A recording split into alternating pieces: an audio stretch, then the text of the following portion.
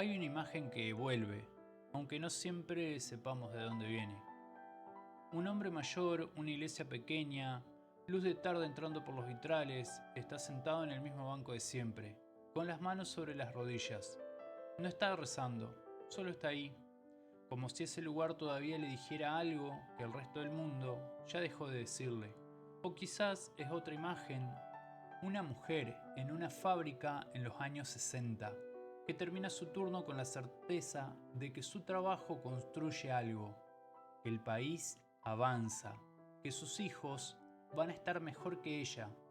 Lo da por sentado, casi sin pensarlo. O un joven que sale a la calle con una consigna en la boca y la convicción de que la historia tiene un rumbo, que el futuro es una dirección y no apenas una posibilidad. Estas imágenes no son idealizaciones, eran creencias. Y las creencias, cuando funcionan, no se sienten solo como creencias, se sienten como el suelo bajo los pies. ¿Cuándo fue la última vez que sentiste eso? No el entusiasmo, no la motivación, sino esa cosa más profunda y más difícil de nombrar. La sensación de que todo lo que haces tiene un lugar en algo más grande que vos. Hola gente, bienvenidos a Bien Piola Podcast. Soy Bruno y soy el anfitrión de este hermoso canal que está creciendo gracias a ustedes. Estamos ya en el quinto video de esta playlist denominada Vivos y a la deriva. Una playlist que toca temas que tienen que ver con la felicidad humana, el motivo de nuestra existencia, y el día de hoy vamos a estar hablando de la caída de los grandes relatos. Aquellos grandes discursos que alguna vez cimentaron la vida humana. Espero que me acompañen nuevamente y sin preámbulos, comencemos. Hay una palabra que se usa poco, pero que describe algo que mucha gente vive sin poder nombrarlo: desencantamiento. No es lo mismo que tristeza, no es lo mismo que escepticismo, es otra cosa. Es despertar un día y notar que algo de lo que antes daba sentido ya no lo da, y que no hay nada claro para poder poner en su lugar. Durante siglos, las sociedades occidentales se organizaron alrededor de grandes historias. Relatos que explicaban el mundo, daban una dirección a las vidas y conectaban lo individual con algo colectivo. La religión fue uno de ellos, no solo como fe privada, sino como un marco compartido, una cosmología, una ética, una comunidad, un modo de responder a las preguntas que no tienen respuesta técnica. El progreso fue otro, la idea de que la historia avanza, que la ciencia y la razón nos llevan hacia algo mejor, que las generaciones futuras van a vivir en un mundo más justo. Esa idea sostuvo imperios, revoluciones y utopías. La nación fue otro más, la pertenencia a un pueblo con una historia, una cultura, un destino compartido, una identidad que trasciende al individuo. El trabajo también, no solo como necesidad económica, sino también como vocación, como lugar donde uno se realiza, contribuye y deja huella. Y el futuro, esa convicción casi infantil en su simplicidad, de que mañana va a ser mejor que hoy. Todos esos relatos funcionaron. No perfectamente, claro. Ninguno estuvo libre de violencia, exclusión o manipulación, pero funcionaron como estructuras, como andamiajes que sostenían el peso de la existencia cotidiana. Hoy, muchos de esos andamiajes crujen. No se derrumbaron todos de golpe, fue lento, acumulativo, una grieta aquí, una desilusión allá, pero el resultado es algo que se puede sentir en conversaciones de sobremesa, en encuestas de bienestar, en el modo en que la gente habla del futuro como algo incierto, pesado, a veces directamente amenazante. ¿Qué pasa cuando las historias que organizaban la vida dejan de convencer? Eso es lo que estamos viviendo. Obviamente que hay pensadores que llegaron antes a este paisaje, que pusieron nombre a lo que ahora muchos sienten sin poder articular.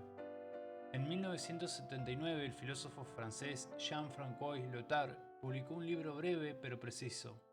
Lo llamó La condición posmoderna. Y ahí, entre el análisis académico y el diagnóstico cultural, formuló algo que hoy suena profético. La era de los grandes relatos ha terminado. Lyotard no estaba hablando de la religión solamente. Estaba hablando de cualquier narrativa que pretenda explicarlo todo, que promete un sentido universal, una dirección única, una verdad total. Esas narrativas, decía, habían perdido credibilidad, no porque sean falsas necesariamente, sino porque el mundo se había vuelto demasiado complejo, demasiado fragmentado, demasiado contradictorio para que cualquier historia totalizadora pudiera seguir siendo creíble. Lo que vino después no fue el caos, fue algo más silencioso y, en cierto modo, más difícil de procesar.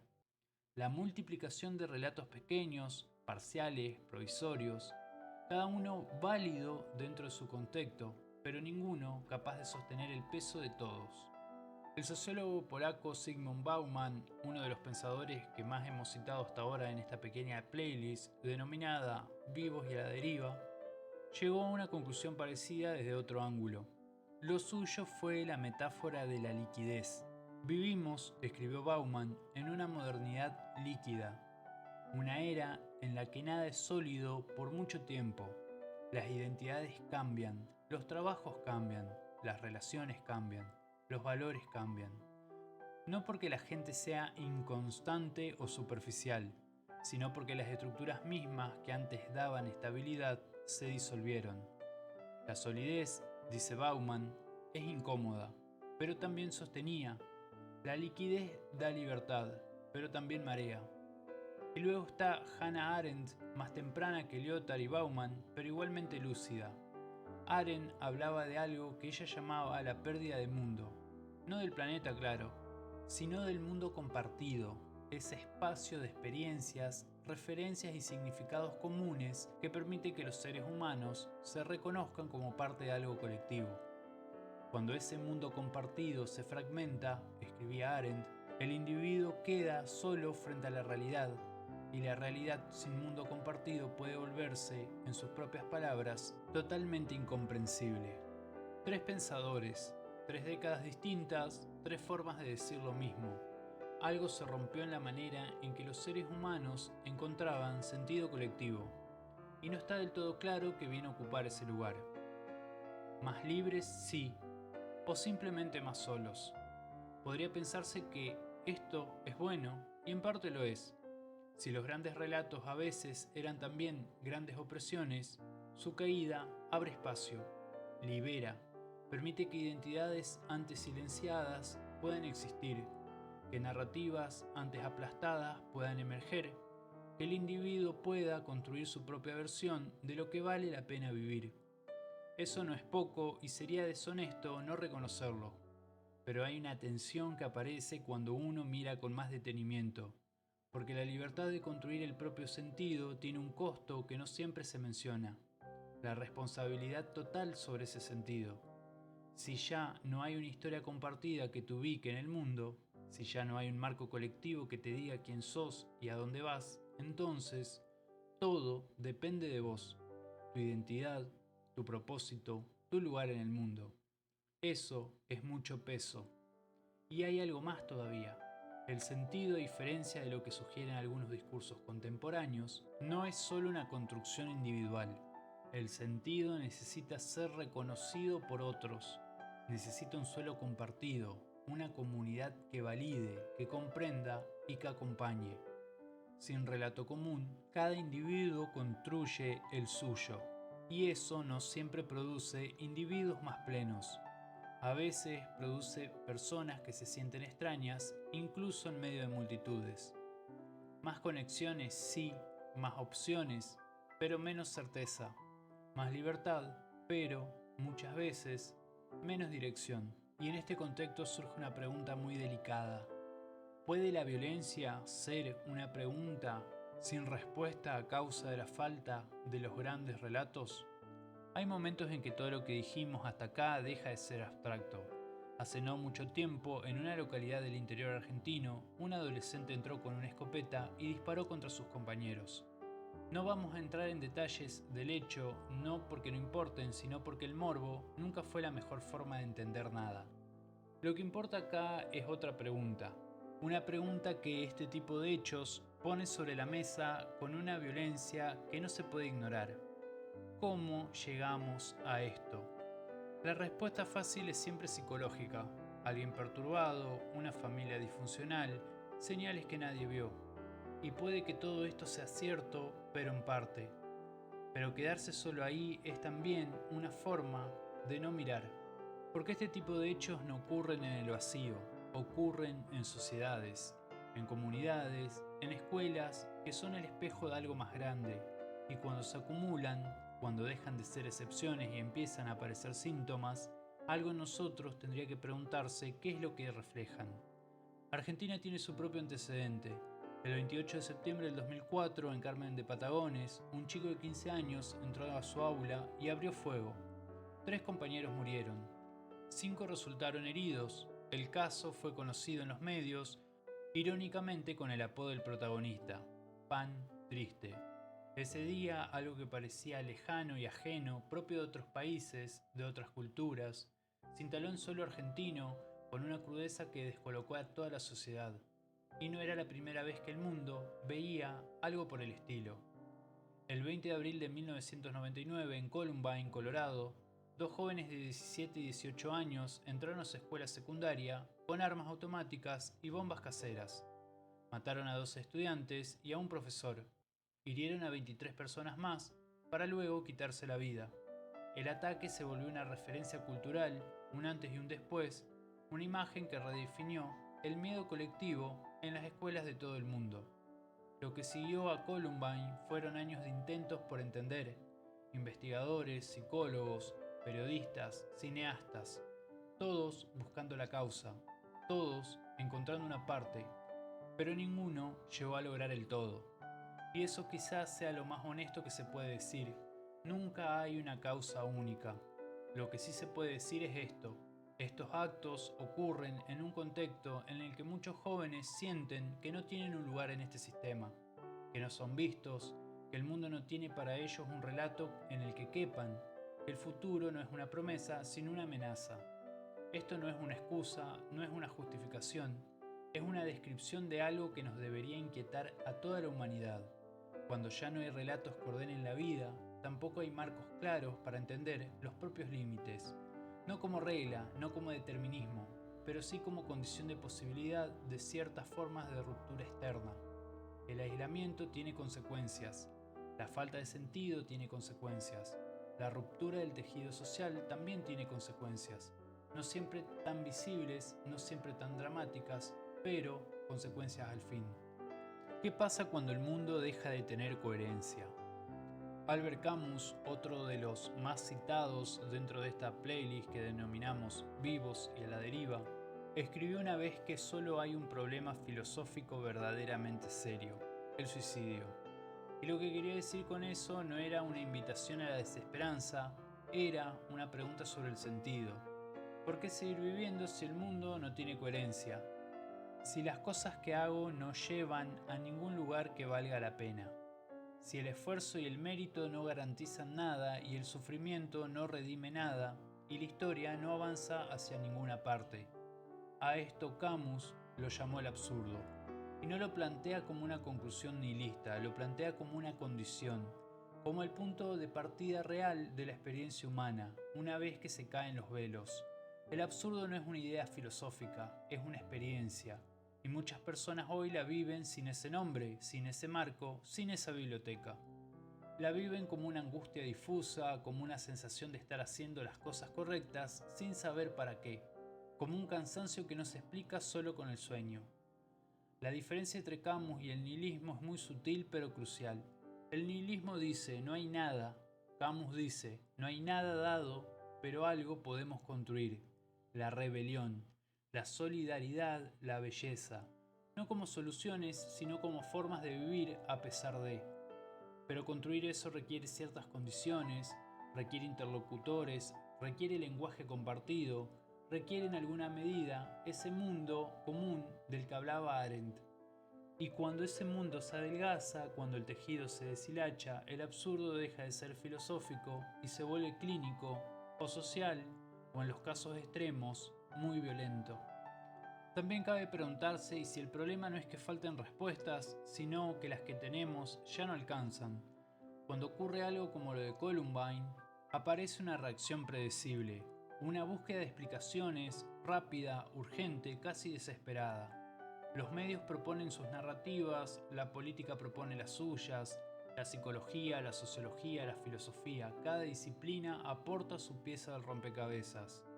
El problema no es que sobren respuestas. El problema es que las categorías disponibles, las que se usan con más frecuencia, no terminan de capturar lo que está pasando. Decir que el culpable es la tecnología es insuficiente, decir que la familia es la culpable es insuficiente, decir que la salud mental es la culpable es insuficiente, decir que es la desigualdad es insuficiente. Todas esas cosas importan, pero ninguna sola alcanza. Y lo que no se dice, lo que cuesta más nombrar es esto. Vivimos en una época en que los marcos colectivos para procesar la realidad están en crisis. Y cuando los marcos colectivos fallan, cada individuo queda con la tarea de procesar solo lo que ningún individuo está equipado para procesar. La incomodidad no es ignorancia, es honestidad. No saber explicar del todo lo que pasa no es una falla intelectual, es una respuesta adecuada a una complejidad real. Lo que sería una falla es quejarse con la primera respuesta disponible y dejar totalmente de preguntar. Hay una salida que se ofrece con frecuencia cuando se habla del fin de los grandes relatos y es la más individual de todas. Si las narrativas colectivas fallaron, construye la tuya propia. Si las instituciones te decepcionaron, apóyate en vos mismo. Si el futuro es incierto, enfócate en el presente. Si el mundo no tiene sentido, dáselo vos. Hay algo verdadero en eso y hay algo que lo acompaña casi siempre, una dosis considerable de soledad. Porque el sentido individual sin ninguna resonancia colectiva tiende a vaciarse, no de inmediato, no dramáticamente, pero tiende a perder sentido, como una canción que uno tararea solo en un cuarto vacío. La pregunta que emerge es más incómoda que la respuesta individual. ¿Es posible construir un sentido sin comunidad? ¿Es posible vivir bien, no solo sobrevivir, sin pertenecer a algo más grande que uno mismo? No hay una respuesta limpia, pero la historia, la psicología y el sentido común sugieren lo mismo. No del todo. El ser humano es, antes que individuo, un ser que necesita ser visto por otros, que necesita que su historia importe para alguien más. Y eso es lo que está en juego cuando los grandes relatos caen. No solo la orientación ideológica, no solo la fe o la política, sino esa posibilidad más básica y más frágil, la de sentir que tu vida forma parte de algo. ¿Estamos viviendo sin historias que nos sostengan o simplemente dejamos de creer en ellas? Hay dos formas de leer lo que está ocurriendo. La primera es el diagnóstico oscuro. Los grandes relatos cayeron y no hay nada que los reemplace, estamos a la deriva. Las consecuencias ya se ven, el aislamiento, la violencia y las que vienen incluso podrían ser peores. La segunda es la más matizada. Los grandes relatos no desaparecieron, se transformaron, se fragmentaron y se volvieron más pequeños, más locales, más personales.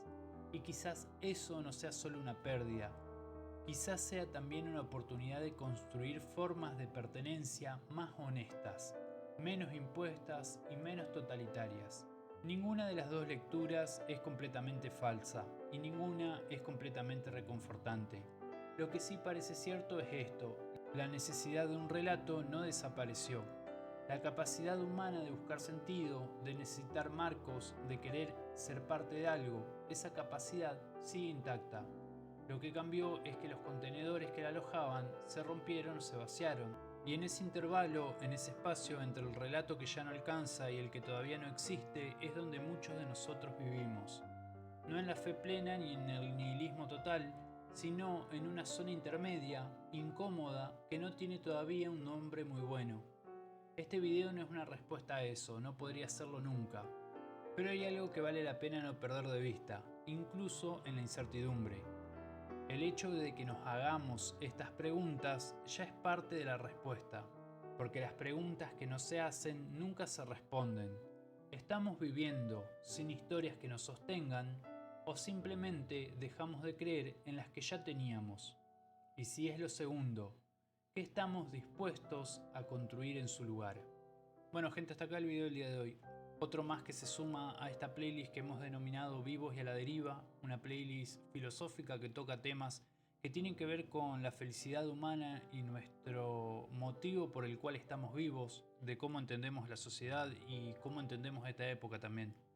Muchísimas gracias por las visualizaciones que estoy teniendo y muchísimas gracias a los nuevos suscriptores que se van sumando de a poco a esta pequeña comunidad.